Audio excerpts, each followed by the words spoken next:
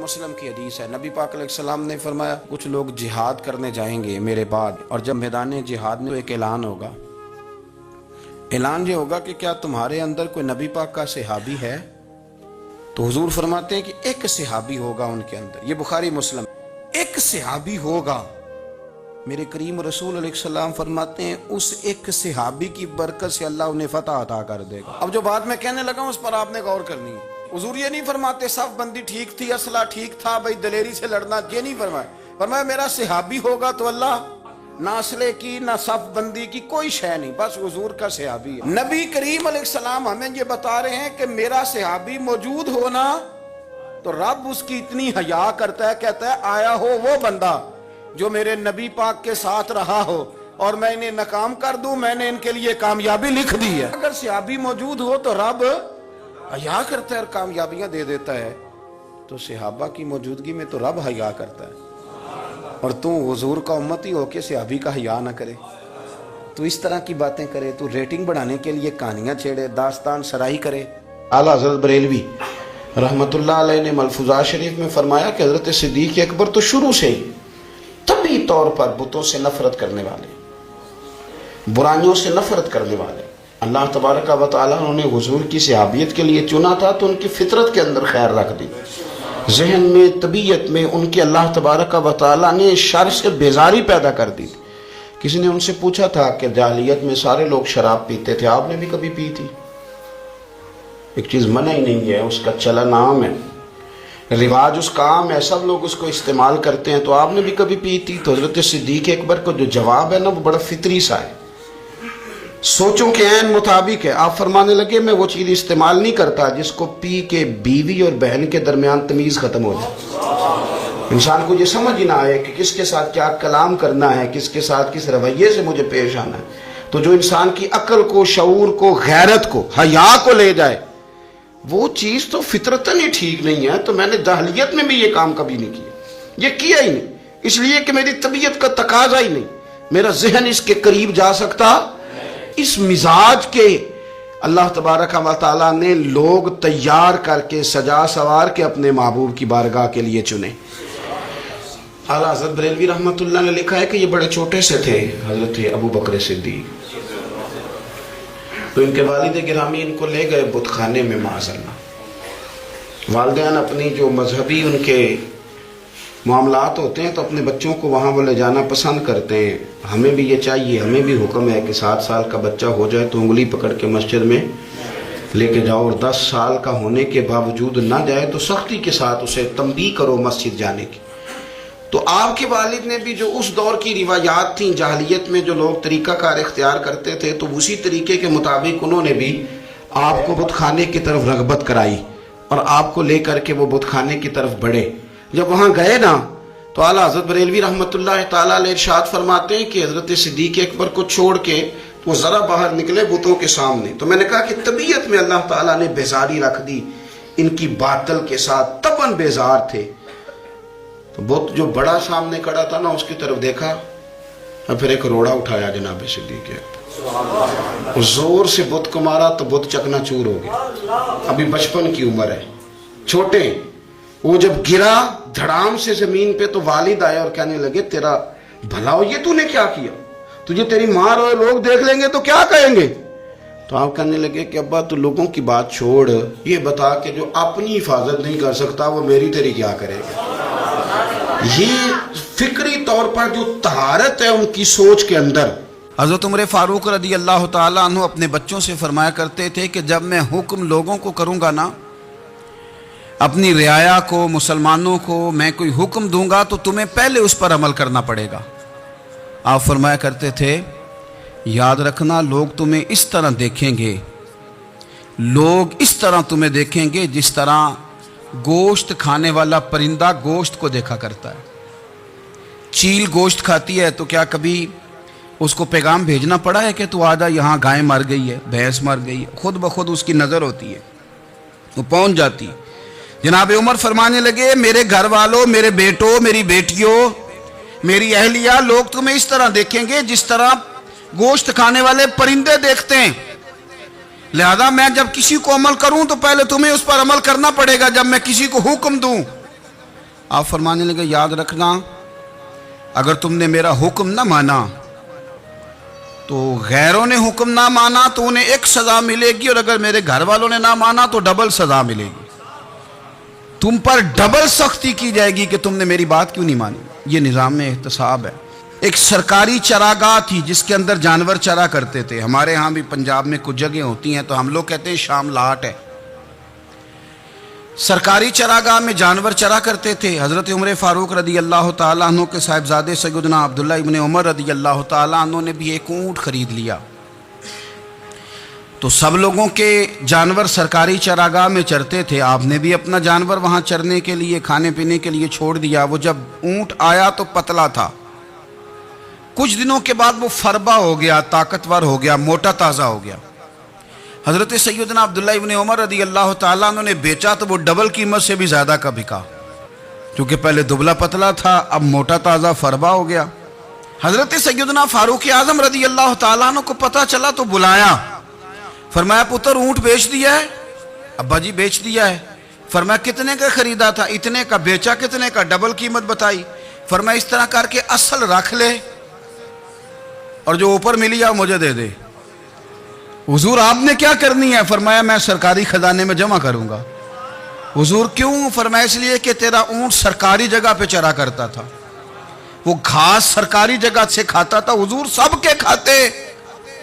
حضرت عبداللہ ابن عمر کہنے لگے سب کے کھاتے ہیں۔ آپ فرمانے لگے تو سب میں شامل نہیں ہے، تو امیر المومنین کا بیٹا ہے، تجھے میں یہ حق نہیں دے سکتا، تیرے اوپر تھوڑی سختی زیادہ کی جائے گی، تجھے یہ حق نہیں ملے گا۔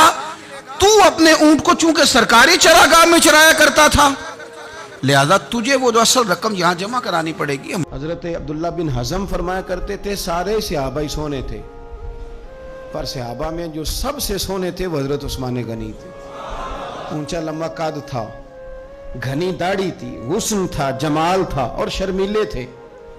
حضرت عثمان غنی حیا والے تھے۔ حضرت اسامہ بن زید رضی اللہ تعالیٰ عنہ فرمانے لگے، یہ طبرانی کی حدیث ہے، حضرت اسامہ بن زید کہتے ہیں گھر میں نا سالن پکا نبی پاک صلی اللہ علیہ وسلم، حضور نے سالن کھایا تو بڑا مزیدار لگا۔ یہ بھی دل کا انوکھا سودا ہے کہ جب کچھ چیز اچھی لگے تو پھر اپنے یاد آتے۔ آپ یقین کریں پھر بندہ کہتا ہے تھوڑی پیک بھی کرا لوں بچوں کے لیے، اپنے یاد آتے ہیں۔ حضرت اسامہ بن زید کہتے ہیں سالن بڑا عمدہ تھا، گوشت پکا تھا، حضور نے تھوڑا سا برتن میں ڈالا، فرمایا جا میری بیٹی رقیہ کو دے آ۔ جناب اسامہ بن زید رضی اللہ تعالیٰ عنہ فرماتے ہیں کہ تو میں چھوٹا تھا، دوسرا بھی پردے کی آیتیں بھی نازل نہیں ہوئی تھیں، ایک دوسرے کے گھروں میں بلا روک ٹوک لوگ آیا جایا کرتے تھے۔ آپ فرماتے ہیں وہ سالن کا برتن لے کے جب میں پہنچا نا حضرت عثمان غنی کے گھر، دونوں میاں بیوی ایک چارپائی پہ بیٹھے تھے۔ فرماتے ہیں میں نے بھی دنیا دیکھی پر اتنا سونا جوڑا میں نے بھی کبھی نہیں دیکھا۔ آپ فرماتے ہیں کبھی میں سیدہ رقیہ کی جانب دیکھتا، کبھی حضرت عثمان غنی، اور مجھے بھول ہی گیا میں کس کام آیا ہوں، مجھے بھول گیا، میں محو ہو گیا۔ کہتے ہیں کہ وہ حضور کے داماد اور شہزادی کو دیکھ کے میری نظریں ہٹتی ہی نہیں۔ کہتے ہیں جب میں دیر تک دیکھتا رہا تو عثمان غنی مسکرائے، فرمانے لگے اسامہ کدھر آئے تھے یار؟ تو جیسے بندے کی آنکھ کھل جاتی ہے۔ میں نے کہا جی میں سالن دینے آیا تھا۔ کہتے ہیں میں نے پیش کیا، جب میں واپس گیا سارے رستے پروگرام بناتا گیا کہ عرض کروں گا یا رسول اللہ، یہ چاؤ ہوتا ہے نا، یہ چاؤ ہوتا ہے۔ گاؤں میں کسی کی بارات آتی ہے تو پرانی عورتیں جو ہوتی تھیں وہ دولہا دیکھ کے کہتی تھی اللہ نے بڑی سونی جوڑی ملا دی، کیا بات، یہ ایک چاؤ ہوتا ہے، شوق ہوتا ہے۔ حضرت سیدنا اسامہ بن زید فرماتے ہیں میں سارے رستے پروگرام بناتا گیا کہ عرض کروں گا حضور کمال ہے، کیا اللہ نے آپ کی شہزادی کو اور آپ کے داماد کو نوازا ہے، کمال ہے۔ کہتے ہیں میں پروگرام بناتے جا رہا تھا، لیکن جیسے ہی میں پہنچا حضور کے حجرے میں قدم رکھا، مجھے بتانا ہی نہیں پڑا، حضور مسکرا کے فرمانے لگے اسامہ میری بیٹی اور میرے داماد کو دیکھا؟ یا رسول اللہ دیکھا۔ فرمایا اتنے سونے لوگ پہلے بھی کبھی دیکھے؟ میں نے عرض کی حضور نہیں، میں نے پہلے، کیا بریلی کے امام کا انداز ہے، فرماتے ہیں تیری نسل پاک میں ہے بچہ بچہ نور کا، کیونکہ تو ہے عین نور تو تیرا سب گھرانہ ہی نور کا۔ حضرت عثمان غنی رضی اللہ تعالیٰ عنہ اور جناب رقیہ خوبصورت ترین۔ حضرت مولا علی شیر خدا رضی اللہ تعالیٰ عنہ کے بارے میں نبی پاک علیہ السلام نے فرمایا میں حکمت کا گھر ہوں اور علی اس کا دروازہ ہے. تو حضرت علی رضی اللہ تعالیٰ عنہ کو جو اللہ نے جو حکمت، دانائی، تدبر اور بصیرت عطا کی تھی نا، وہ بڑی سمجھنے والی ہے. تو میرے عزیز بھائیوں، حضور نے ہر انصاری اور مہاجر کو ایک دوسرے کا بھائی بنا دیا، سب کو بنا دیا. حضرت علی رہ گئے. اب یہ تو دونوں مہاجر ہیں. حضور بھی مکہ شریف سے آئے ہیں، حضرت علی بھی. بظاہر تو دونوں مہاجر ہیں، اگرچہ ساری زمین کے مالک رسول پاک ہیں. سب کو بھائی بھائی بنا دیا. تو اب ہر بندے کو بھائی مل رہا ہے، اور بھائی بڑے پیارے ہوتے ہیں. میں کئی دفعہ کہتا ہوں کہ بھائی بڑے پیارے ہوتے ہیں. کچھ قدورتیں دنیاوی طور پر معاذ اللہ دلوں میں آ جاتی ہیں، لیکن بھائی کا درد جو بھائی محسوس کر سکتا ہے وہ بھی دوسرے کو محسوس نہیں ہوتا. تو حضرت علی جب کسی کے بھائی نہیں بنائے گئے تو رو ہی پڑے. اتنے دلیر بندے تھے، پر بھائی کی ضرورت بندہ اتنی محسوس کرتا ہے، اس کو بھائی سے لگاؤ اتنا زیادہ ہوتا ہے کہ مولا علی رو پڑے. مشکات میں موجود روئے. حضور نے فرمایا کیوں روتے ہو؟ عرض کی حضور آپ نے سب کو ایک دوسرے کا بھائی بنایا ہے، میں رہ ہی گیا ہوں، مجھے کسی کا بھائی نہیں بنایا. اب وہ آنسوؤں میں لپٹی ہوئی وہ بات حضرت علی نے عرض کی تو محبوب نے فرمایا علی انت اخی فی الدنیا والآخرہ. فرمایا علی تو میرا بھائی ہے، اور نرا دنیا میں نہیں، تو دنیا اور آخرت میں میرا بھائی ہے. تو میرا بھائی ہے دنیا میں بھی اور آخرت میں. تو حضرت مولا علی شیر خدا کرم اللہ تعالی وجہہ الکریم کے جو فضائل ہیں، جو ان کے خصائص ہیں، ان کی جو فضیلت کی باتیں، میں نے جیسے کہا کہ انہیں بڑی زیادہ دلچسپی تھی میدان جہاد سے، شوق شہادت ان کا دیدنی تھا. ایک موقع پر نبی پاک صلی اللہ تعالیٰ علیہ وسلم نے ارادہ فرمایا کہ حضرت علی کو اپنا نائب بنا کے مدینہ منورہ میں چھوڑ کے جایا جائے. محبوب کریم علیہ السلام جب بھی تشریف لے جاتے تھے تو کسی ایک کو نائب بنا کر مدینہ منورہ میں چھوڑ جاتے. حضرت عبداللہ ابن مختوم رضی اللہ تعالیٰ عنہ کو بھی ایک دفعہ حضور چھوڑ کے گئے. تو ایک جنگ کے موقع پر محبوب نے حضرت علی شیر خدا سے کہا کہ آپ کو میں اپنا نائب بنا کے یہاں چھوڑ کے جاتا ہوں. یہاں لوگ جان چھڑاتے ہیں، کام کا جب وقت آتا ہے، میدان میں نکلنے کا وقت آتا ہے تو جان چھڑاتے ہیں، اور وہ کہتے ہیں کہ باقی سارے کام لے لو، جب وقت مشکل آئے تو پھر ہمیں کام نہ بتاؤ. اب مشکل وقت ہے، جہاد میں جانا ہے. حضرت مولا علی شیر خدا کرم اللہ تعالی وجہہ الکریم کو حضور نے فرمایا کہ اس دفعہ میرا ارادہ بنا ہے کہ تمہیں چھوڑ کے جاؤں. تو حضرت علی کو چھوڑ کے جایا جا رہا ہے، ان کو مدینے میں رہنا ہے، میدان میں نہیں جانا. عام آدمی کتنا پسند کرتا ہے کہ میں آرام سے رہوں گا، لیکن حضرت علی کو اتنا شوق تھا میدان جہاد کا، اتنی تڑپ تھی ان کے دل کے اندر کہ عرض کرنے لگے یا رسول اللہ صلی اللہ تعالیٰ علیہ وسلم. رو پڑے، کہنے لگے حضور ساری دنیا میدان میں جہاد کرے گی اور میں یہاں عورتوں اور بچوں کے پاس رہوں گا، میں یہاں عورتوں اور بچوں کے بیچ وقت گزاروں، حضور مجھے لے کے جائیں. تو وہاں بھی حضور نے محبت کی بات سمجھائی. فرمایا علی جب حضرت موسیٰ کوہ طور پہ گئے تھے تو اپنے بھائی جناب ہارون کو چھوڑ گئے تھے، تو تم بھی تو میرے لیے اسی طرح ہو نا جس طرح موسیٰ کے لیے ہارون تھے. لیکن فرمایا یہ یاد رکھنا میرے بعد نبی کوئی نہیں، حضرت موسیٰ بھی نبی ہیں اور جناب ہارون بھی نبی ہیں علیہم السلام، لیکن وہ انہیں چھوڑ کے گئے تھے، میں تمہیں چھوڑ کے جا رہا ہوں. کہ ایک بات اپنے ذہن کے اندر بٹھانا کہ میرے بعد کوئی نبی نہیں آئے گا.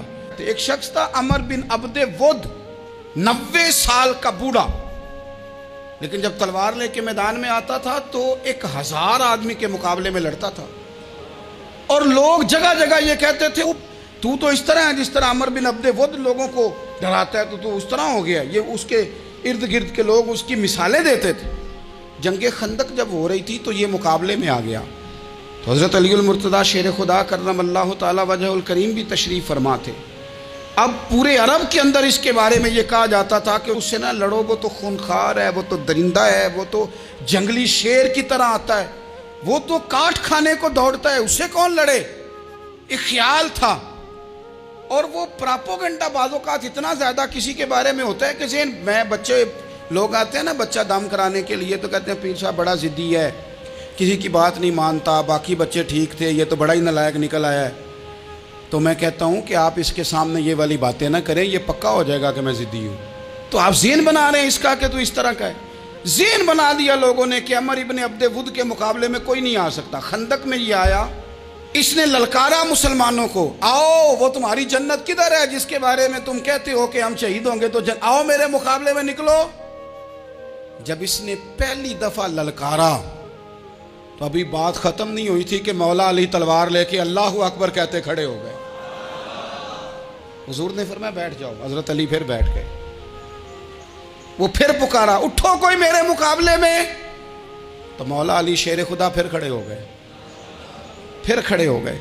حضور نے فرمایا بیٹھ جا. ایک شخص نے کہا علی یہ عمر بن عبد ود ہیں. فرمایا مجھے پتہ ہے.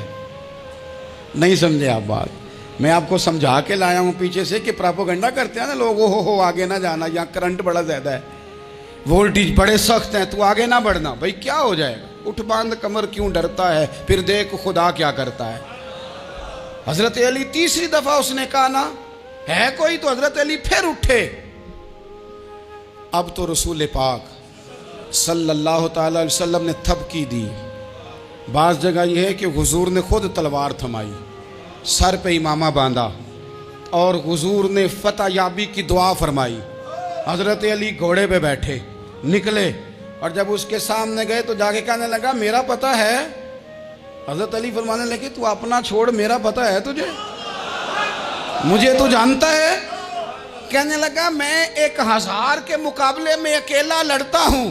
حضرت علی شیر خدا فرمانے لگے پتہ نہیں تو کن سے لڑتا رہا ہے, جانے وہ کون ہے جن سے تو لڑتا رہا ہے, وہ کون 1000 تھے جو تیرے مقابلے میں آتے تھے, پتہ نہیں. تو کہنے لگا میرا نام میری ماں نے عمر بن عبد ود رکھا ہے. فرمایا چھوڑ تو, میری ماں نے میرا نام حیدر رکھا ہے. کہنے لگا تیری عمر چھوٹی ہے, کوئی بڑا لا. فرمانے لگے یہ تو جب پنجے میں پنجہ ملے گا تو پتہ چلے گا عمر کس کی چھوٹی ہے.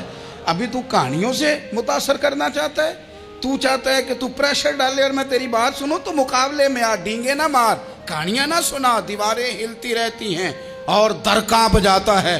علی کا نام سن کے اب بھی خیبر کانپ جاتا ہے. تو مقابلے میں آ, تو باتیں بنا رہا ہے, کہانیاں سنا رہا ہے.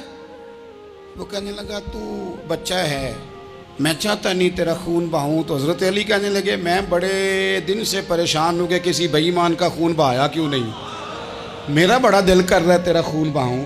اس نے بڑی زوردار ضرب لگائی, غصے میں اتنا پاگل ہوا, کیونکہ اس کے بارے میں معروف تھا کہ وحشی مزاج آدمی, اتنا سخت پاگل ہوا غصے میں, اس نے اپنے گھوڑے کے پیر کاٹ ڈالے. پہلے تلوار گھوڑے کو دے ماری, اس کو کاٹ کے دوڑا. یہ کیوں کرتے تھے لوگ, عرب کے لوگ اس وقت یہ کام کرتے تھے کہ ہم نے گھوڑا ہی مار ڈالا ہے تاکہ ہم بھاگ نہ سکیں. کہتے ہیں نا کشتیاں جلا دی ہیں کہ اب واپس جانے کا راستہ ہی بند ہو جائے. گھوڑے کے پیر کاٹ ڈالے کہ بھاگنا نہیں, اور بڑی زور سے اس نے ضرب لگائی حضرت علی پر. حضرت علی نے جب روکی تو وہ ڈھال ٹوٹ گئی حضرت مولا علی کی, اور آپ کے امامے کو اس کی تلوار بھی لگی. آپ نے فرمایا دکھا لیا تو نے زور, اب میری باری ہے. حضرت مولا علی شیر خدا کا قد بظاہر چھوٹا تھا. صحابہ کہتے ہیں ہم دور سے دیکھ رہے تھے, اللہ اکبر کہہ کے تھوڑا سا زمین سے وہ اٹھے, تھوڑا سا اٹھے, اور پھر دوبارہ نہیں انہیں تلوار چلانی پڑی, ایک ہی ضرب لگائی اور اس کے 2 ٹکڑے کر کے اسے زمین پہ پھینک دیا. تو عزیز دوست آپ یاد رکھیں گے اس بات کو کہ اپنی زندگی کے اندر مروب ہونا چھوڑ دیں. امین امت السابقون الاولون میں سے چمکتے ہوئے ستارے حضرت ابو عبیدہ بن جراح رضی اللہ تعالیٰ. حضرت ابو عبیدہ بن جراح رضی اللہ تعالیٰ عنہ ان قرون اولا کے لوگوں میں سے جنہوں نے بالکل ابتدا میں حضور کے دست اقدس پر کلمہ پڑھ لیا تھا, بالکل شروع میں دار ارقم کے دنوں میں, شاید اس سے بھی قبل. حضرت صدیق اکبر رضی اللہ تعالیٰ عنہ کی دعوت پر یہ مسلمان ہو گئے, بالکل شروع کے لوگ ہیں. وہ جو 10 لوگ جنہیں حضور نے جنت کی بشارت دی, 10 مبشرہ, ان میں نام ہے حضرت ابو عبیدہ بن جراح کا. صحیح بخاری میں حدیث ہے, نبی پاک صلی اللہ تعالیٰ علیہ وسلم نے فرمایا ہر امت کا ایک امین ہوتا ہے, اور فرمایا میری امت کے امین حضرت ابو عبیدہ بن جراح ہیں رضی اللہ تعالیٰ عنہ. اہل نجران کے کچھ لوگ آئے, انہوں نے عرض کی حضور کوئی ایک شخص ہمارے ساتھ روانہ کرے, اور بندہ کوئی امانت دار ہو, امین ہو. تو حضور مسکرائے, فرمایا میں تمہیں ایسا امانت دار دیتا ہوں کہ وہ اس طرح کا امانت دار ہے جس طرح کا کسی کو امانت دار ہونا چاہیے. ختم ہو جاتی ہیں اس سے آگے پیچھے یہ ساری تعریفیں. فرمایا اس طرح کے امانت دار کو تمہارے ساتھ بھیجتا ہوں. وہ کون ہے؟ فرمایا حضرت ابو عبیدہ بن جراح. حضرت ابو عبیدہ بن جراح وہ خوبصورت آدمی ہے کہ ابن ماجہ میں ایک بڑا انوکھا فرمان موجود ہے.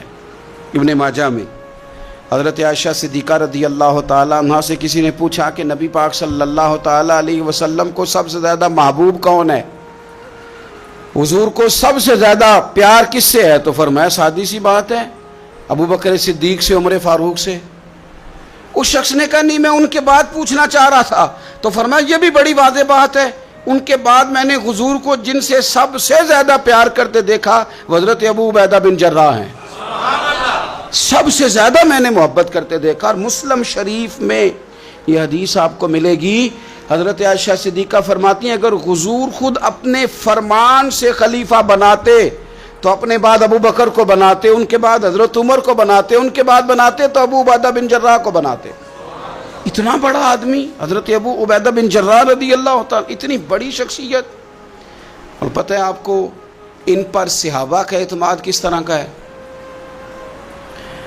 جب حضور علیہ السلام کے وصال ظاہری کے بعد صحابہ بیٹھے نا، میٹنگ ہو رہی تھی خلیفہ بنانے کے لیے، امت کا اجماع ہو رہا تھا حضرت صدیق اکبر پر.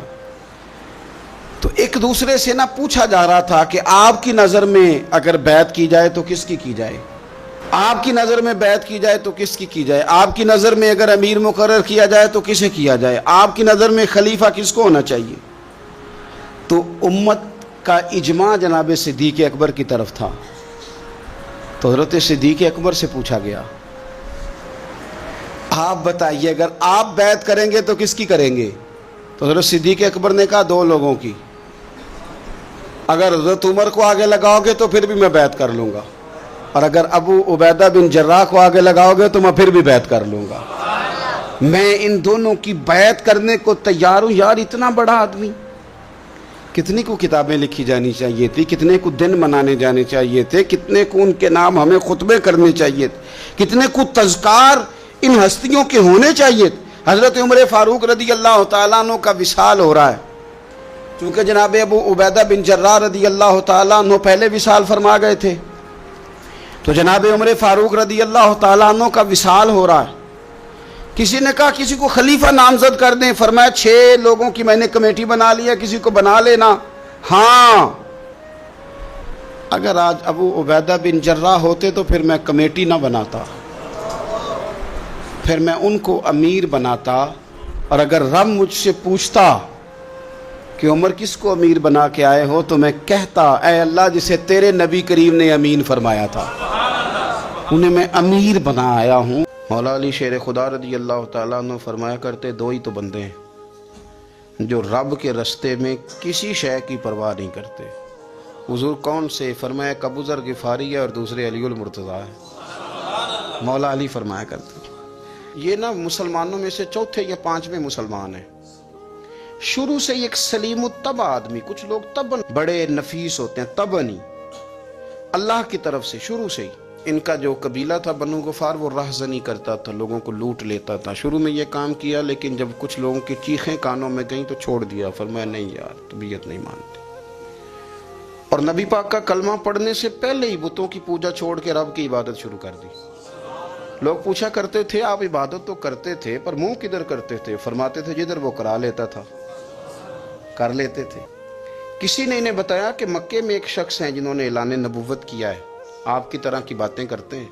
انہوں نے اپنے بھائی کو بھیجا، ان کا نام انیس تھا. پتہ کر کے واپس آئے، بھائی کہنے لگے ابو ذر، ان کا نام جندب ہے، اصل میں ذر ان کے بیٹے کا نام ہے اور کنیت سے زیادہ معروف ہے، ابو ذر غفاری کہلاتے. فرماتے ہیں کہ بھائی نے آ کے بتایا کہ وہ نیکی کا حکم دیتے ہیں، برے کاموں سے منع کرتے ہیں، صلہ رحمی کا پیغام دیتے ہیں، لیکن لوگ سارے مخالف ہیں. یہ چیز بھی بڑی کاؤنٹ ہوتی ہے، اسے نہ کاؤنٹ کیا کرے. لوگوں کی ترجیحات بدلتی ہیں، صبح کچھ، دوپہر کچھ، شام کچھ، اسے نہ کاؤنٹ کریں. انہوں نے اس بات کو کاؤنٹ کر کے بتایا کہ لوگ ان کے جو ہیں نا وہ مخالف ہیں سارے. तो हज़रत अबू ज़र ग़िफ़ारी कहने लगे मुझे तसल्ली नहीं हुई, मैं खुद जाके पता करूँगा। कहते हैं मक्का शरीफ आया तो किसी ऐसे आदमी से पूछ बैठा, मैं तो कुछ और समझा था, वो कुछ और निकला। मक्के वालों ने बड़ा मारा। मक्के पहुँच के पहली जो चीज़ मिली वो मार खाने की थी। अब मैं डरते किसी से पूछता ही ना, भूख भी बड़ी थी, रहने को जगह नहीं थी, हरम शरीफ में लेटा रहता था। मेरे नसीब देखो, मुझे एक शख्स ने ना आके हिलाया, कहने लगे अगर मुनासिब समझें तो मैं आपको देख रहा हूँ काफ़ी देर से, आप कोई परदेसी हैं, आपका अपना मेहमान ना बना लूँ। तो मैंने कहा आपका क्या नाम है? कहने लगे मेरा नाम है अली इब्न अबी तालिब। कहते हैं मौला कायनात घर ले गए, खाना भी खिलाया, जगह भी दी, सोने को खिदमत भी की, लेकिन चूंकि मैं तो पहले एक से पूछ के मार खा बैठा था, मैंने पूछा नहीं मैं किधर आया हूँ। रात रहे, अगली रात भी रहे, लेकिन मैंने बताया नहीं मैं किस काम आया हूँ। हज़रत अबू ज़र ग़िफ़ारी रज़ी अल्लाह ताला अन्हु कहते हैं खुद ही मौला अली ने पूछा बता सकते हो कैसे आए हो? मैंने कहा रात रख लोगे? फरमाया बड़ा कुशादा सीना दिया रब ने मुझे। तो बात तो कर, कहने लगे यार मैं तो मोहम्मद मुस्तफ़ा की ज़ियारत करने आया सल्लल्लाहु ताला अलैहि।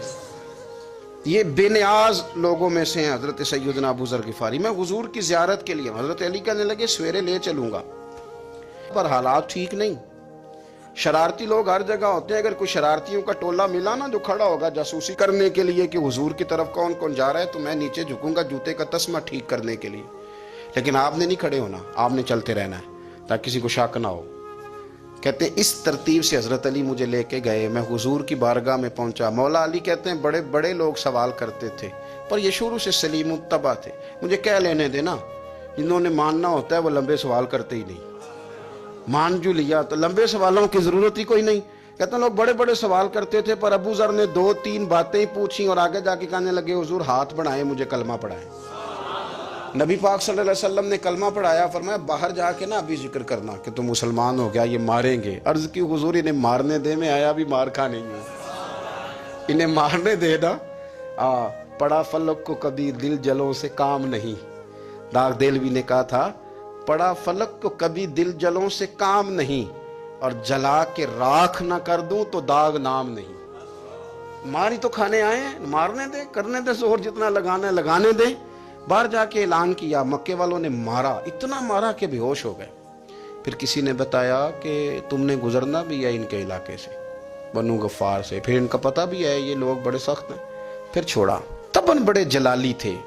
हज़रत तलहा बिन उबैदुल्लाह रज़ी अल्लाह ताला अन्हु को बड़ी अकीदत थी। हर साल 10,000 दिनार सैयद आयशा की खिदमत में बतौर नजराना के पेश करते थे, बतौर नजराना के, अपने दिल की तस्कीन के लिए कि मैं अपनी माँ की खिदमत कर रहा हूँ। और खिदमत खल्क और देने का जज्बा इस तरह का था कि उनकी ज़ौजा इरशाद फरमाती हैं कि एक दिन में ना उन्होंने 1,00,000 दिरहम अल्लाह के रास्ते में खर्च किया। लेकिन अपनी उनकी कैफियत ये थी कि उन्हें नमाज में मस्जिद जाने में इसलिए देर हो गई कि उनका कुर्ता फटा हुआ था और मैं कुर्ता सी रही थी। तो कुर्ता सीते सीते देर हो गई तो उनकी जमात रह गई, यानी अल्लाह के बंदों पर खर्च कर दिया लेकिन अपने ऊपर उन्होंने खर्च नहीं किया। ये स्टेटस बंदे का उस वक़्त बनता है जब देखिए ना, बहुत सारे लोगों का मिजाज होता है कि मैं पैसे जमा कर लूँ, पैसे जमा कर लूँ। तो वो भी जमा करते थे, अल्लाह के बंदे भी जमा करते थे, पर दुनिया के बैंकों में नहीं, आखिरत के ख़जाने में। तो वो आखिरत के ख़जाने में जमा करने का ये अंदाज़ था कि उनकी ज़ौजा फरमाती हैं कि एक दिन मैंने उन्हें बड़ा परेशान देखा, बड़े ही परेशान थे। तो मैंने उनसे कहा कि मुझसे कोई गलती हो गई, आप बहुत ज़्यादा परेशान हैं। तो हज़रत तलहा बिन उबैदुल्लाह रज़ी अल्लाह ताला अन्हु फरमाने लगे नहीं, तुमसे कोई गलती नहीं हुई, असल में ना आज मेरे पास बहुत सारे पैसे जमा हो गए, तो मैं परेशान हूँ कि इतनी दौलत के साथ वक्त गुजारूंगा। लेकिन फरमाने लगे मेरे पास पैसे जमा हो गए, परेशान हूँ कहीं रात ही ना गुजर जाए इसी तरह के पैसे बड़े रहें। तो आप क्या लिए फरमाने लगी क्यों परेशान होते हैं, आप मुझे पता है हुजूर के सहाबी हैं, आपका दिल इतना उजला और इतना साफ है कि ये दौलत आपके दिल में वक्त गुजार सकती नहीं। जहाँ अल्लाह रसूल के डेरे हों वहाँ दौलत कैसे वक्त गुजारेगी। तो आप इस तरह करें, इसको खर्च कर दें, कुछ भी नहीं होता, बोझ उतर जाएगा। फ़ौरन ही लौंडी को बुलाया और खर्च करना शुरू किया। तो कितने खर्च किए? एक दिन के अंदर उन्होंने 4 लाख दिनार लोगों पर खर्च कर दिए। पैसे को संभाल के नहीं रखा, जमा करके नहीं रखा। इस तरतीब के साथ उन्होंने अपनी जिंदगी में खर्च किया। सैयदना इमाम अली मकाम हर मकाम पे कहते हैं अल्हम्दुलिल्लाह अल्हम्दुलिल्लाह अल्हम्दुलिल्लाह। जब तक वो मस्जिद नबवी के मिंबर पर जलवा फिराज थे और जब तक जमाना हाथ बांधे उनके सामने खड़ा था, फिर भी अल्हम्दुलिल्लाह। और जब उनके बच्चों के हाथों में जालिमों ने जंजीरें डाल दी तो फिर भी अल्हम्दुलिल्लाह। जब तक सूरज चांद भी सैयदा ज़ैनब के घर के करीब से गुजरते थे तो ज़रा थोड़ी नज़र हटा के गुजरते थे, मालिक फिर भी अल्हम्दुलिल्लाह। और जब शाम के बाज़ार में परदेसी बहन अपने भाई का कटा हुआ सर लेके सफ़र कर रही थी तो फिर भी अल्हम्दुलिल्लाह। मारो मारो ना मैनू मार मुकाओ, मैं कोई उज़र ना पेश ले आवां ते जे सोहना ही मेरे दुख विच राजी, जे सोहना ही मेरे दुख विच राजी ते फिर सुख नू चुल्ले डावां। ये अल्हम्दुलिल्लाह का मिजाज लाओ। ये रोज़ जो घर में लड़ाई करना, रोज़ इख्तलाफ राय की बात करना, रोज़ कभी किसी की गीबत करना, कभी किसी की करना, कभी किसी चौक में बैठ के शिकवा करना, कभी किसी चौक में बैठ के शिकवा करना, कभी कहना कि फलां जगह में नाकाम हो गया, फलां की वजह से हो गया। ये कुछ शेवा है मुसलमानी का? मुसलमान हर हाल में अल्लाह की तस्बीह पढ़ता है। मुसलमान हर हाल में अपने रब को याद करता है। वो कहता है बहार हो के खिज़ां ला इलाहा इल्लल्लाह, खुदी का सिर्रे नेहा ला इलाहा इल्लल्लाह, खुदी का तेग फुसा ला इलाहा इल्लल्लाह। और अगरचे बुत हैं जमात की आस्तीनों में, अगरचे बुत हैं जमात की आस्तीनों में, पर मेरी मजबूरी है ना, मुझे है हुक्म अज़ां ला इलाहा इल्लल्लाह। अपनी ड्यूटी करता है वो अपने काम लगा रहता है। हजरत बिलाल, ओ मेरे दोस्त, जेल के अंदर बंदे के हाथ नहीं बांधे जाते, पैर नहीं बांधे जाते, पर लोग जेल में रोते हैं, तड़पते हैं। सैयदना बिलाल कहते हैं मैं कलमा पढ़ता था, रात उमैया मुझे बांध के रखता था और सवेरे जब पत्थर अच्छी तरह तप जाते थे ना तो ला के बाहर मुझे पत्थरों पे लिटा देता था और मेरे वजूद पर भारी भरकम पत्थर रख देता था। सुनना जरा, तसव्वुर में लाना भला मैं क्या कहने लगा हूं। हजरत हसन बिन साबित रदी अल्लाह ताला अन्हु फरमाते हैं मैं मक्का मुकरमा आया हज या उम्रे के लिए, तो मैंने मस्जिद नबवी के जो आज मुअज्जिन बिलाल हैं, मैंने इनका ये रंग देखा कि मक्के के बच्चों ने उनके गले में रस्सी बांध के ना तो हाथों में पकड़ी हुई है और मक्के के बाजारों में ना उनको खींचते हैं, ले जाते हैं। मैंने एक शख्स से पूछा ये क्या माजरा है, क्या मुअम्मा है? तो बताने वालों ने बताया कि ये काले रंग का हबशी गुलाम मार सारा दिन खाता है, इसके साथ लोग वो सलूक करते हैं जो अजियतनाक और खौफनाक है, सारा दिन मार खाता है पर अपनी जुबान पे खुदा का नाम लेता रहता है, मुहम्मद मुस्तफ़ा का नाम लेता रहता है। ओ तेनू लब दियां आप गवाचे, सानू अपनी खबर न कोई, आ वेखना साथों भारे नी कख गलियां, हुण ते आख दे लोग शुदाई, असी नंग नमूस दा साड़ के चोला, गल पहने है ताज गदाई, ओए सजना अपना आप गवाया है, तां यार ने चाती पाई। जिनको मेरे नबी पाक अलैहिस्सलाम ने फरमाया, हुजूर ने फरमाया, सही बुखारी में मौजूद है, फरमाया ये नेक आदमी है। और यार जिसे रसूल करीम कहें बंदा नेक है, राजुलुन सालिहुन, हुजूर ने फरमाया नेक आदमी है, जो बालिग नहीं हुए थे और उससे पहले ही कलमा पढ़ लिया था, जो हज के मसाइल सबसे ज्यादा जानते थे, जिन्होंने 60 साल मक्के और मदीने में फतवा दिया, सहाबा उनसे फतवा लेने आते थे, जो बदर की जंग में भी गए, ओहद में भी गए, पर महबूब ने फरमाया उम्र थोड़ी है, अभी वापस जाइए। खंदक में शरीक हुए और उसके बाद हर जंग में शरीक हुए। मुस्तदरक में मौजूद है, हज़रत जाबिर इब्ने अब्दुल्ला फरमाया करते थे, ज़माना बदला तो कुछ लोगों में भी तब्दीलियाँ आईं, मैंने बड़ी दुनिया बदलती देखी, पर जिन लोगों को नहीं बदलते देखा ना, उनमें ये शख्सियत है जो हमेशा हर दौर में हर उम्र में नबी पाक के तरीकों पर पूरी तरह कारबंद रहे। ओढ़ना बिछोना, उठना बैठना चलना, हर वक्त हुजूर की मोहब्बत में गर्क हो के किया। कौन है भला?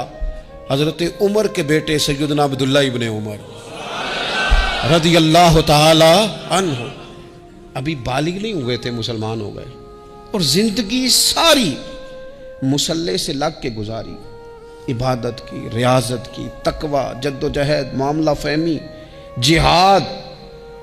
والد امیر المومنین ہے، لیکن صاحبزادے کی خواہش ہے کہ مجھے فوج میں بھیجو، میں جہاد کرنا چاہتا ہوں، اور جہاد بھی سپہ سالار بن کے نہیں، سپاہی بن کے کرنا چاہتا ہوں۔ سب سے پہلی بات تو یہ تھی کہ علم و فضل بڑا تھا، صحابہ ان سے فتویٰ لیتے تھے، مسائل حج سب سے زیادہ حضرت عبداللہ ابن عمر جانتے تھے، اور فتویٰ دینے میں اتنے محتاط تھے، حدیث بیان کرنے میں اتنے محتاط تھے کہ بڑا سوچ سمجھ کے غور کر کے۔ صحابہ فرمایا کرتے تھے یہ واحد بندہ ہے کہ جو 1 منٹ سے پہلے کہہ دیتا ہے، سب سے زیادہ مسائل آتے ہیں لیکن 1 منٹ سے پہلے کہہ دیتے تھے اس مسئلے کا مجھے نہیں پتا، تحقیق کروں گا، اگر پتہ چل گیا تو بتا دوں گا، فوراً کہہ دیتے تھے۔ ایک دفعہ ایک صاحب نے مسئلہ پوچھا تو چپ کر گئے، سوچنے لگ گئے۔ ہمارے ہاں نا لوگوں کو حاضر جواب کہلانے کا شوق ہے، یہ شوق بڑا خطرناک ہوتا ہے۔ اگر آپ حاضر جواب ہیں تو بڑی اچھی بات ہے، لیکن حاضر جواب کہلانے کا شوق تو نہ پیدا کریں۔ اگر آپ کو پتہ ہے، صحیح بخاری میں حدیث ہے، نبی پاک علیہ السلام نے ایک دن پوچھا تھا صحابہ سے کہ وہ درخت کون سا ہے جس کی مثال مومن کی طرح ہے؟ تو حضرت عبداللہ ابن عمر کہتے ہیں مجھے پتا تھا کہ وہ کھجور کا درخت ہے، پر میں نے جواب نہیں دیا۔ کیوں نہیں دیا؟ فرمانے لگے ابو بکر صدیق بیٹھے، فاروق اعظم بیٹھے، مولا علی بیٹھے، بزرگوں کی موجودگی میں میں جواب دیتا پھروں، یہ ٹھیک نہیں ہوتا، یہ صحیح نہیں ہوتا۔ میرے عزیز، حضرت عبداللہ ابن عمر اتنا بڑے مفتی ہیں، مفتی مدینہ ہیں، مفتی مکہ ہیں، لوگ مسائل حج پوچھتے ہیں، بڑے بڑے استنباط کرتے ہیں قرآن و حدیث سے۔ ایک آدمی نے مسئلہ پوچھا تو حضرت عبداللہ ابن عمر فرمانے لگے دیر تک سوچا، کہ دیر ہو گئی سوچتے سوچتے، تو وہ شخص کہنے لگا حضور اتنی دیر کیوں سوچ رہے ہیں؟ تو آپ فرمانے لگے تمہارا کیا خیال ہے کہ جو سوال تم مجھ سے پوچھتے ہو اور جو جواب میں تمہیں دیتا ہوں اس کے بارے میں رب مجھ سے سوال نہیں کرے گا؟ اللہ کی بارگاہ میں نے جواب نہیں دینا، تو میں سوچ سمجھ کے دے رہا ہوں تاکہ اس کا حساب دینا پڑے تو میرے لیے مشکل نہ ہو جائے۔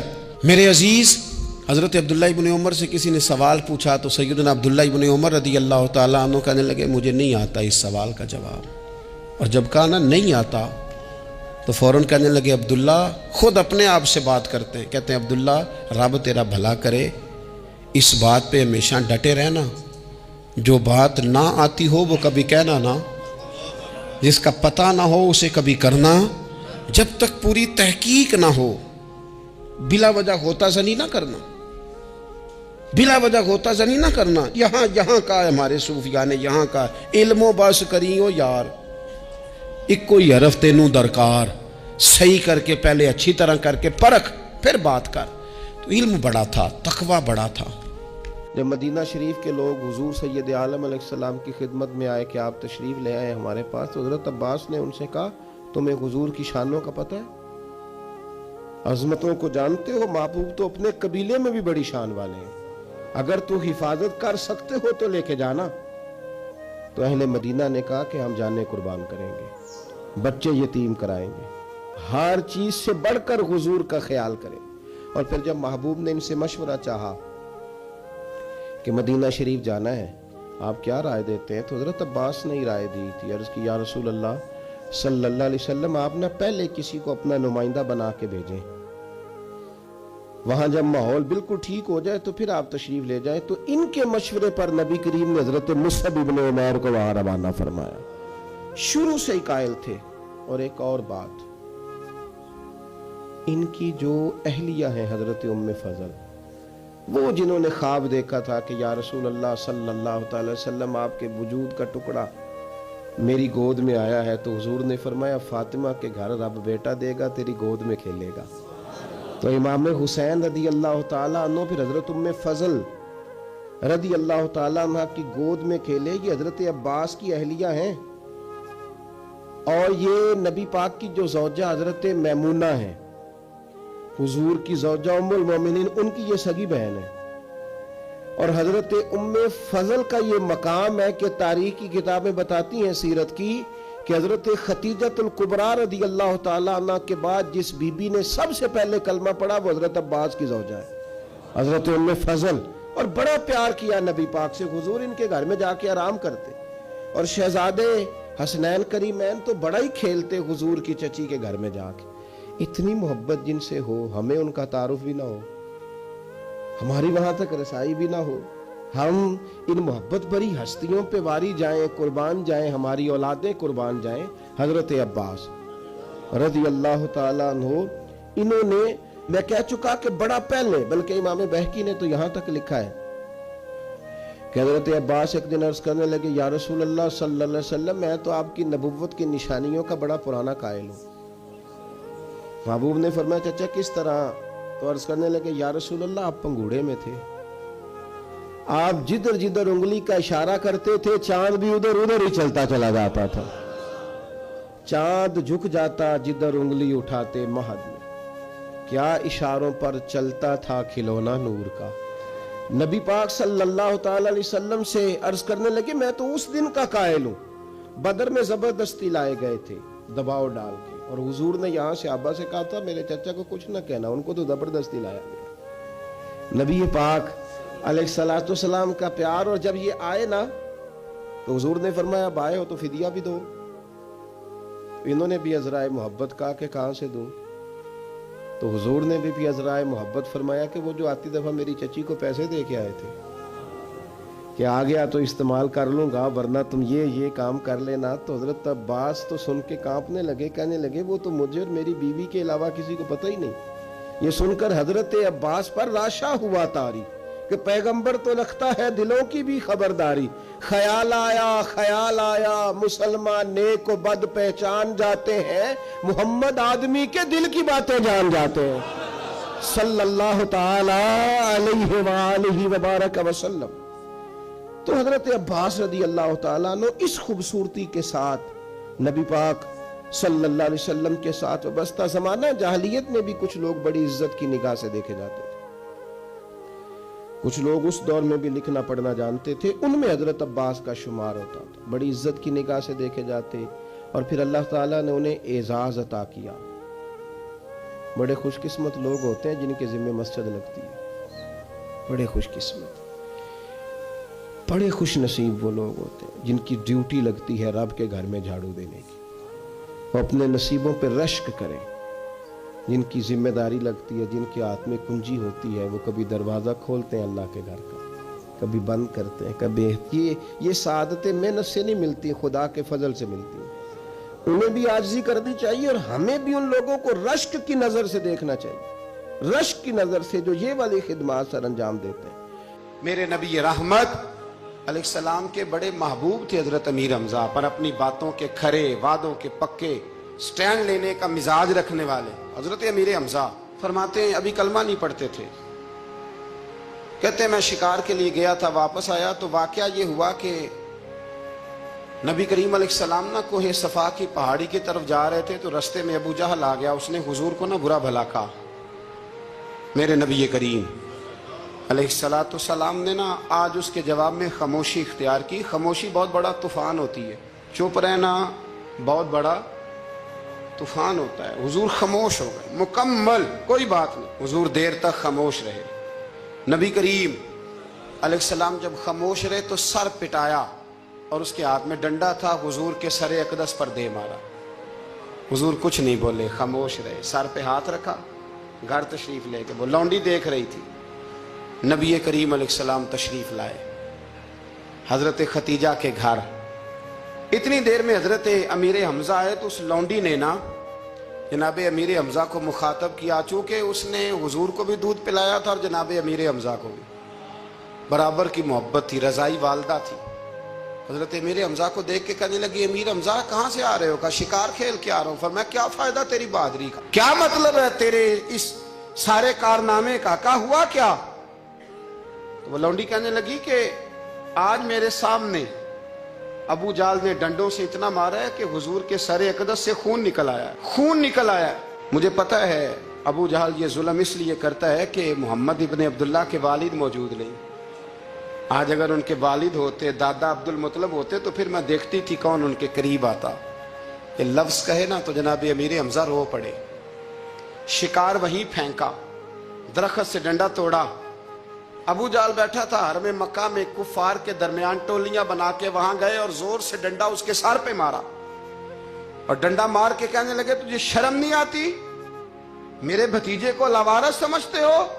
جرت ہے تو ذرا آنکھ اٹھا کے ایک دفعہ دیکھو، میں تمہاری آنکھ نہ نکال دوں، کرو ہمت اگر طاقت ہے تو بولو۔ اللہ اکبر۔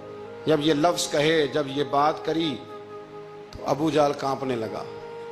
کچھ لوگوں نے چاہا حضرت امیر حمزہ کے معاملے میں مداخلت کرنی، پر کہنے لگا چپ کر جو، تمہیں پتہ نہیں یہ شیر بڑا ہے، یہ دلیر ہے، یہ طاقتور ہے، خبردار کوئی بات نہ کرنا۔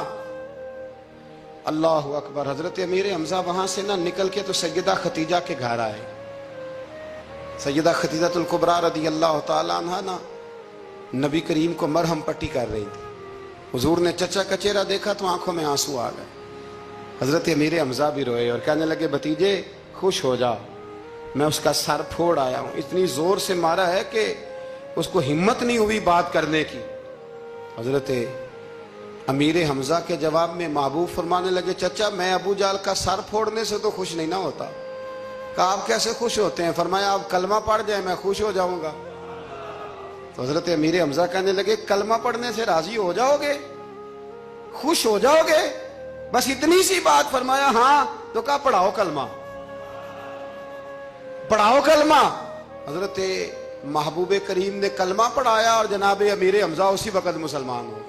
عاصم بن ثابت بن قیس رضی اللہ تعالیٰ عنہ، آپ نے نا جنگ احد میں بڑی دلیری کے ساتھ آپ لڑے تھے۔ دو لوگوں کو آپ نے قتل کیا تھا، مصافے اور حارث کو۔ ان کی والدہ سلافہ بنت سعد، سلافہ بنت سعد بڑی مالدار عورت تھی، بڑی تیز تھی۔ اس نے قسم کھائی تھی کہ میرے دو بیٹے چونکہ حضرت عاصم بن ثابت نے قتل کر دیے، اس نے قسم کھائی تھی کہ میں نا معاذ اللہ انہیں قتل کراؤں گی اور ان کی گردن اترواؤں گی اور ان کی کھوپڑی میں شراب بھر کے پیوں گی۔ جملے بولنے والے کئی دفعہ بڑا ہی بول جاتے ہیں۔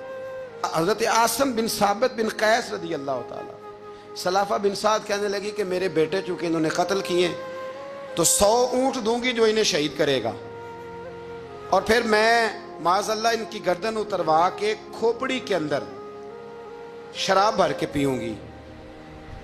حضرت عاصم بن ثابت بڑے بہادر تھے، قابو نہ آ سکے۔ کافروں نے ایک چال چلی کہ مدینے سے کچھ مبلغ مانگے تبلیغ کرنے کے لیے، بطور مبلغ کو مانگا، لیکن رستے میں بددیانتی کی، جھوٹ بولا، ظلم کیا، انہیں گرفتار کیا، اور گرفتار کر کے معاذ اللہ تعالیٰ انہیں بیچنا چاہا۔ حضرت عاصم بن ثابت کہنے لگے میں میدان کا آدمی ہوں، میں قید ہونے سے لڑائی کرنے کو بہتر سمجھتا ہوں، میں کفار کا قیدی ہونے سے شہید ہونے کو فضیلت دوں گا۔ تلوار نکال لی، نیزے نکال لیے، لڑنے لگے۔ اب اکیلا آدمی اور سامنے درجنوں بیسیوں لڑنے والے، سب کا رخ جب انہی کی طرف ہوا تو حضرت عاصم بن ثابت بن قیس رضی اللہ تعالیٰ عنہ سمجھنے لگے اب شہید ہو جاؤں گا، تو آپ نے ایک دعا مانگی، کہنے لگے اے اللہ میرے بدن کی حفاظت کرنا، اے اللہ میرے وجود کی حفاظت کرنا، گویا میری لاش کی یہ بے حرمتی نہ کرے، اللہ حفاظت کرنا۔ شہید کر دیے گئے۔ جیسے ہی آپ شہید ہوئے تو اب وہاں تو منت یہ تھی نا معاذ اللہ کے گلا کاٹیں گے اور معاذ اللہ کھوپڑی میں شراب پیئیں گے۔ انہوں نے دعا کر دی یا اللہ حفاظت کرنا۔ آپ سب بھی دعا کریں یا اللہ ہماری حفاظت فرما، اے اللہ دنیا میں بھی حفاظت فرما، قبر میں بھی حفاظت فرما، حاسدوں سے، شریروں سے، مفسدوں سے، اے اللہ حفاظت کرنا، یہ دعا فرمائی۔ جب آپ شہید کر دیے گئے نا، لاش مبارک قریب تھی تو کافر گردن کاٹنے کے لیے آگے بڑھے تو سینکڑوں کی تعداد میں شہد کی مکھیاں آ گئیں، انہوں نے گھیرا ڈال لیا سارے وجود کو۔ اب کتنی کو مکھیاں اڑائیں؟ ایک کو اڑاتے ہیں 10 اور آ جاتی ہیں، 2 کو اڑاتے ہیں 10 اور ان کا خیال تھا شاید وجود کاٹنے آئی ہیں۔ وہ چلے گئے، کہنے لگے شام کو جب مکھیاں چلی جائیں گی تو دوبارہ آئیں گے، لیکن جب مکھیاں اڑی تو انہوں نے وجود کو چھوا بھی نہیں تھا، انہوں نے وجود کی حفاظت کی، دعا مانگی تھی اے اللہ ان سے میری حفاظت فرما، مجھے ثابت قدم رکھ۔ مکھیوں نے وجود کو چھوا بھی نہیں، اور جب رات ہوئی تو نہ بادل تھے، نہ پانی تھا، نہ ہوا تھی، لیکن اللہ نے پانی بھیجا، بارش آئی اور حضرت عاصم بن ثابت کی لاش کو بہا کے لے گئی، وجود بہا کے لے گئی۔ سویرے ڈھونڈتے رہے پر ان کا وجود کسی کو ملا۔ بعد مرن دے مکھڑا میرا ہو جاوے جے تازہ، پھر سمجھ لینا محبوب میرے نے آن پڑے ہے جنازہ، پھر سمجھ لینا محبوب میرے نے آن پڑے ہے۔ اور ایک شعر پڑھنا دوں چراغے گولڑا کا، کئی دفعہ پڑھتا ہوں، آج پھر نہ کہہ دوں، کہنے لگے بے قدراں کچھ قدر نہ جاتی، کیتی خوب تسلی ہو، دنیا دار پجاری زردے کتیاں دے گل ٹلی ہو، بک بک روشن اکھیاں تکیو ویک حویلی کلی ہو، کوچ نصیر آسان جدوں کیتی پہ جانی تر تھلی ہو۔ تو یاد رکھ میرے بھائی، جب آپ ثابت قدم، حضرت خباب رضی اللہ تعالی عنہ، بخاری میں ذکر ہے، کتب حدیث میں، کتب سیرت میں ذکر، حضرت خباب رضی اللہ تعالی عنہ نے اس وقت کلمہ پڑھا جب ابھی 5 لوگ کلمہ پڑھتے تھے، کل بندے السابقون الاولون۔ آپ فرماتے ہیں جس عورت کا میں غلام تھا نا، ام انمار اس کا نام تھا، وہ مجھے بڑی سخت سزائیں دیتی تھی۔ آپ لوہار کا کام کرتے تھے، سلاخیں، آپ کو پتہ ہے لوہار سلاخ رکھتا ہے پہلے آگ میں بھٹی میں، پھر وہ جب پوری طرح تپتی ہے پھر کچھ بنتا ہے، لوہار کا کام کرتے تھے۔ آپ فرماتے ہیں ام انمار میرے ساتھ یہ کرتی کہ مجھے سخت اذیت دیتی، کلمہ چھوڑنے پر مجبور کرتی۔ ایک دفعہ تو ایسے ہوا کہ اس نے کافروں کی ڈیوٹی لگائی، میں گلی سے گزر رہا تھا، مجھے نہیں پتا تھا ان کی پہلے سے تیاری ہے، انہوں نے کوئلے جلا کے رکھے ہوئے تھے، مجھے پکڑا، میرا کرتا زبردستی اتارا، کوئلوں پہ لٹا دیا اور میرے وجود پر وزنی پتھر رکھ دیے۔ فرماتے ہیں میری چربی پگھلی تو کوئلے بجھے۔ یہ شہادت گاہ الفت میں قدم رکھنا، لوگ آسان سمجھتے ہیں مسلمان ہونا، زخم پہ زخم کھا کے جی، خون جگر کے گھونٹ پی، آہ نہ کر لبوں کو سی، یہ عشق ہے کوئی دل لگی نہیں، اس میں بڑی برداشت کرنی پڑتی ہے۔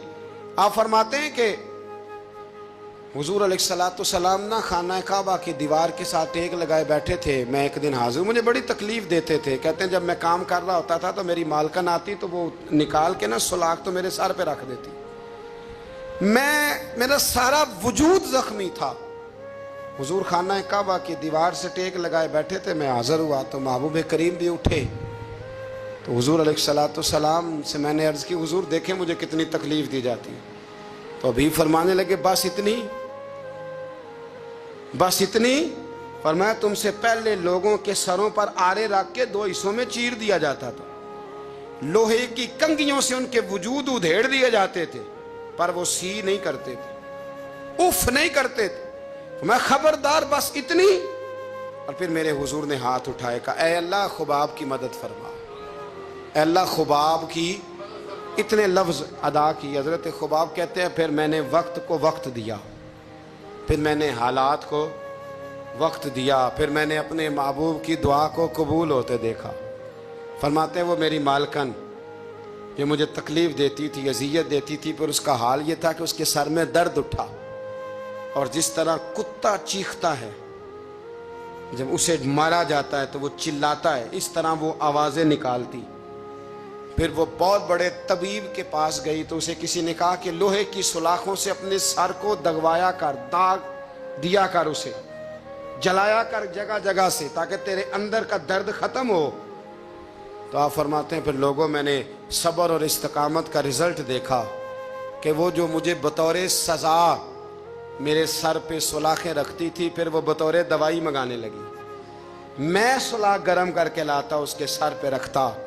فرماتے ہیں پھر اسے سکون ہوتا، پھر وہ تڑپتی، اور چونکہ مجھے تو وقت یاد تھا نا، کہتے ہیں لیکن میں مصطفیٰ کریم کا کلمہ پڑھتا تھا، میں نے کبھی دوبارہ پلٹ کر اسے یہ بات یاد نہ کرائی۔ آپ وقت دیں، ماحول کو ٹائم دیں، آپ دیکھیں، ہاں یہ ضرور دیکھ لیں کہ آپ کے ضمیر کے اندر کوئی ایسی بات تو نہیں، کوئی ایسا معاملہ تو نہیں کہ جہاں آپ غلط ہیں، اور اگر ایسا نہیں پھر آپ وقت دیں آنے والے اسباب کو۔ ہم نہ بڑی جلدی ہے، ہمیں دعا کرائی ہے تو آج شام تک مسئلہ ٹھیک ہونا چاہیے، دعائی کھائی ہے تو طبیعت شام تک ٹھیک ہونی چاہیے۔ اگر ہم راہ حق کے مسافر ہیں تو شام کو ہمیں قرب الہی مل چکا ہو، حضور کی بارگاہ کے ہم حضوری ہو چکے ہیں، ایسا نہیں ہے۔ آپ وقت دیں، سفر کو جاری رکھیں، تسلسل کے ساتھ سفر کریں، سفر کے لیے جتنے اسباب کی ضرورت ہے وہ سارے اکٹھے کریں، محنت پوری کریں، جدوجہد پوری کریں، ہمت پوری کریں، لیکن پھر نتیجہ اپنے رب کریم پہ چھوڑ دیں۔ تو اللہ کی حکمتوں پر بہت ساری چیزوں کو چھوڑیں۔ دعا کرتا ہوں اللہ کے حضور اللہ ہمیں سمجھنے کی توفیق عطا فرمائے۔ آخر دعوانا ان الحمدللہ۔